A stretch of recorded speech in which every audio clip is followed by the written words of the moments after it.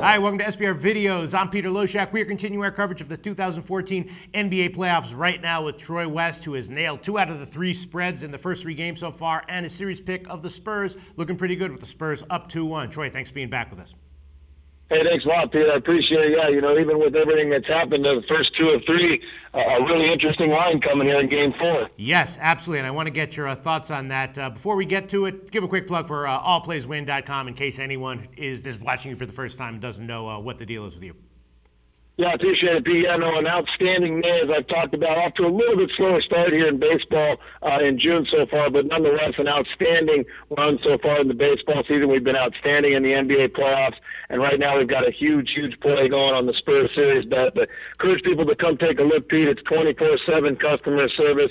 I think it's a breath of fresh air in terms of handicappers out there in this business. So I encourage people to come take a look. All right, Troy West, Game 4. Now, kind of a strange line. Now, in the beginning of the series, I said, if the home team is giving 4 or 5 points every game, I think you have to take the road team as an underdog in every game. That's paid off 2 out of the 3 games, and 1 game it didn't was when LeBron had the cramp issue. Here we are in Game 4, though, and the Spurs were a 4.5 point underdog in Game 3, blew them out. Now they're 5.5 point underdogs for Game 4. There aren't any injuries that I'm aware of. I've been asking around. There's no injuries. That line doesn't make sense, right, Troy? It truly doesn't, Pete. At this point in the series, Pete, unless the NBA has something to do with it, the Spurs really could be up 3-0 in this. They got a 15-point win and a 19-point win. So we're not necessarily seeing those games come down to the wire. We did see the one, Game 2, come down to the wire, but that was a game that really which the Spurs could have won.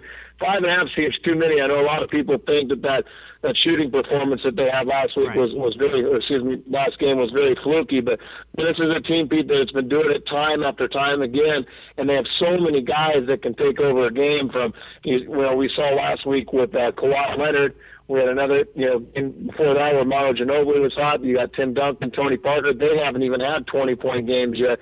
I just think it's too many points. You got to go with the Spurs once again. Getting 5.5, maybe even a small play on the money line. What if Vegas and the Sharpies know that the NBA is going to fix this game for the Heat so that it's tied up at 2-2, and you don't risk a 5-game series with the Spurs winning the next game at home in San Antonio? And so that's why they're putting the line out there. They want everyone to jump all over the Spurs, and the refs come in and give it to LeBron. He wins by 10. It's an interesting theory. You'd like to think it wouldn't be true, but my God, to have this line at 5.5, he really does blow me away. Because if you're an NBA expert and you've really watched these games, the Spurs have outplayed the Miami Heat in all 3, and it's no fluke that they won 1 game by 15 and 1 by 19, and now they're 5.5 dogs again. Your theory could play in. I try not to look into theory, so I'm going to take the 5.5 points, but.